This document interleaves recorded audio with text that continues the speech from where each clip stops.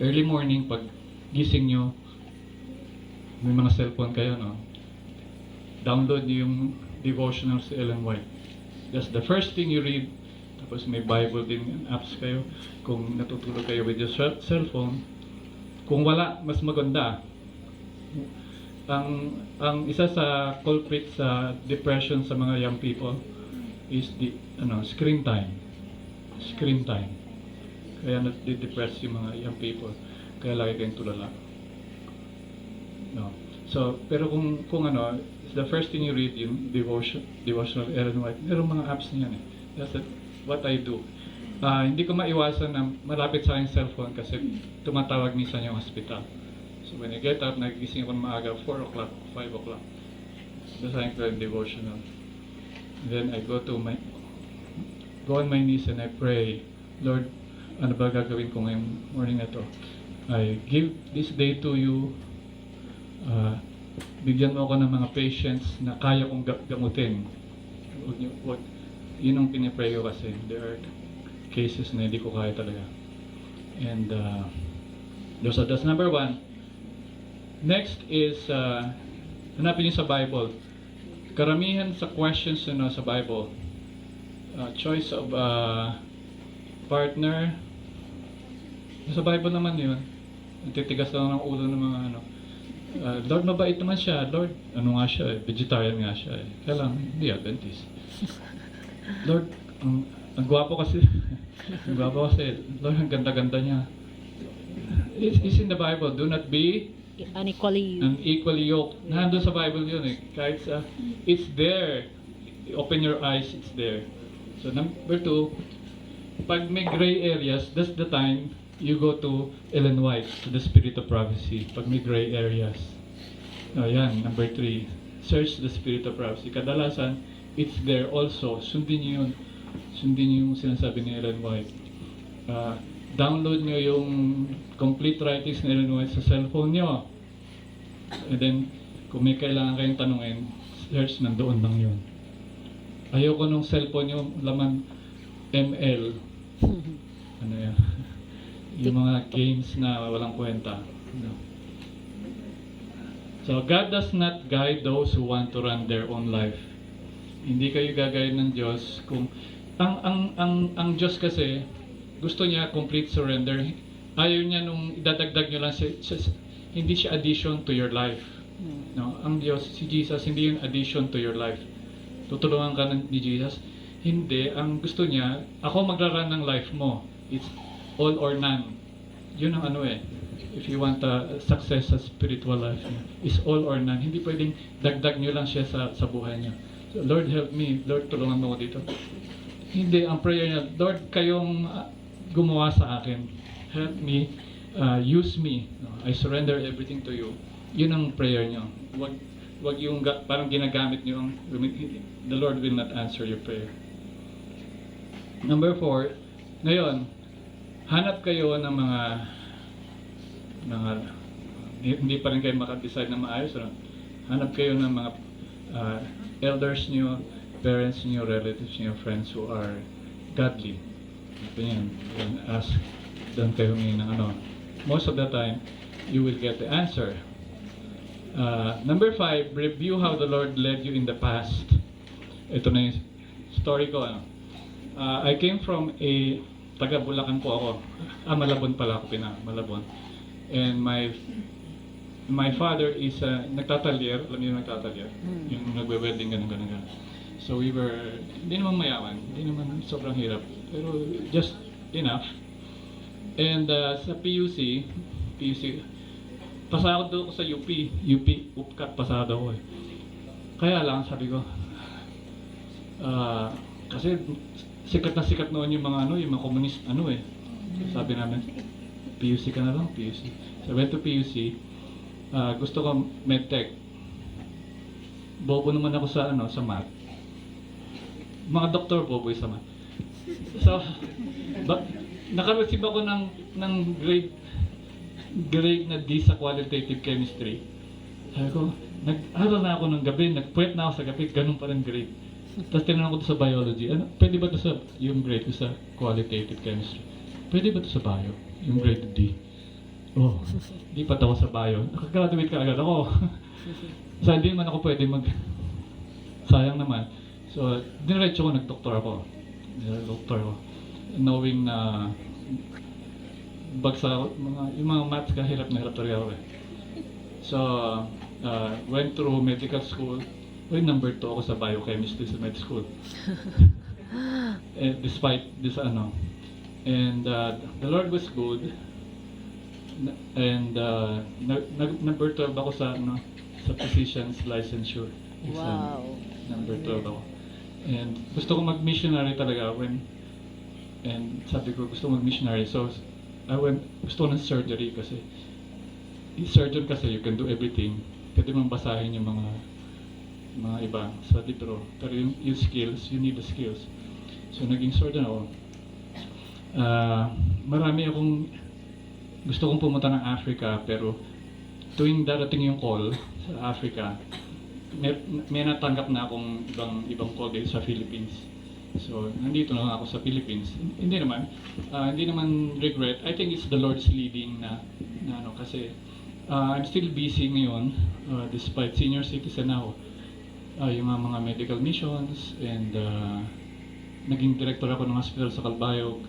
Marunong ako mag-Bisaya. Maaram akong magyakan. Sa Visayas, nalibad ko ng Visayas. And our life with my family has been hindi exciting. So ganon, review nyo how the Lord has led you in the past. Kung magaling kayo sa music, baka doon gusto ng Panginoon sa'yo. Kung magaling kayo sa tingnan nyo kung paano kayo nililid ng Panginoon. Huwag niyong pilitin yung hindi talaga, sintonado ka, gusto mo, ganon. It's simple as that. Now, ask His leadings day by day. Yan. Ngayon, merong sa Ministry of Healing ito sabi, Christ in His life on earth made no plans for Himself. Pag nag-business kayo, business courses, sabi nila, make a 5-year plan, 10-year plan, gano'n, long-term plan. Pero hindi. Si Ellen White sabi, plans nyo daily lang. Do your best for today, tapos i-pray mo sa Panginoon, and then makikita nyo later on, doon kapag tinuturo ng Diyos. So Jesus accepted God's plans, and day by day, the Father unfolded His plans. Ganyan, day by day. Do your best today. Mas-stress kayo pag nag-plan kayo for 5 years. So should we depend upon God that our lives may be the simple outworking of His will. Daily lang yung plans niyo. Do your best kung ano. Yun. Number 7, exercise your faith, claim His promises. Kahit magkamali kayo sa decisions niyo, then go back on course. Of course, yung sinabi ko sa inyo, hindi kayo pwedeng bumalik pag mali ang choice niyo sa life partner. Yun talaga pinakamano. Do not fear setbacks. Huwag kayo matakot pag challenges or yung problema sa decisions ninyo. And then, accept His will in your life. Again, we return to your key song, your theme song, God's will, hindi yung will ninyo. Yan. So, while the work we have to do may not be our choice, halimbawa, parang hindi ka naman enjoy do sa choice mo. Pero sa dito, it is to be accepted as God's choice for us. Nasa Ministry of Healing dito And yeah. So, I'd like to talk to sa matatanda, yung mga mothers minsan kasi nilalait nila yung mga nanay. Sabi ni Mrs. White, the king upon his throne has no higher work than has the mother. She has in her power the molding of her children's character. An angel could not ask for a higher mission, for in doing this work, she is doing the service for God. Mas magtaas daw yung work ng mother than the king. Ganun ka-important yung mother. So wag niyong namaliitin yung mga work ng housewives and mothers. So, anong in-expect natin for 2025? I have sermons dito Maraming problema, pestilences and disasters, more trouble from government and evilment. Ay nako, meron akong lectures on yung vaccine. Huwag kayong papabaksin ah. Nagpabaksin ako ng Pfizer. And pinagsisihan ko talaga yun. Maraming side effect yung COVID vaccine. Nagpabaksin ba kayo sa Davao? Wala. Yung sa Banwarden, yung yung PAMAS, hindi na sila nagpabaksin. Pero kami kasi nasa hospital, we were forced to, pinagsisihan ko yun. Mataas yung myocarditis, yung inflammation ng heart yung nagpabaksin, dahil na twice ng Moderna and Pfizer. Yung sperm count drops ng mga nagpabaksin. Kaya yung generation nyo, mahirap na kayo magka-baby. Mahirap na kayo magka-baby. Meron pa ngayong itong AI, Artificial Intelligence. Gusto nilang i-merge itong computer with humans, kaya tawag niya transhuman. In a few years na lang, meron na yun dito. So, a lot of things are happening. And, ay nako, hindi ko alam kung how we will survive. Do we move out to the cities, more trials and trouble to refine God's people? So, our prayer for this year, Lord, if it's not your will, let it slip through my grasp and give me the peace not to worry about it. Amen. So, ito na ba yung last slide? When in the struggle, remind yourself, God's timing, not mine. God's will, not mine. God's plan, not mine. God's glory, not mine. Hindi ko alam kayong mga kabataan kung what God has planned for you. Hindi naman, pero yung sinabi natin doon sa is pwede yung career, pwede naman yung calling, pwede naman pagsamahan yun. Pero ang important is it God's will. Yun ang pinaka-importante. Pwede kayo maging doctor, pwede kayo maging nurses. Sunday you'll meet mga nurses namin. Yun yung sumasama sa akin. Mga volunteers lang yan. They give their free time. Hindi yan sumusweldo sa mga services. And you'll be inspired by, I hope you could work together, makita niyo yung ginagawa namin. And probably I can encourage you to go into the health ministries, yung mga sa hospital work, maging health workers, nurses, doctors, medtechs.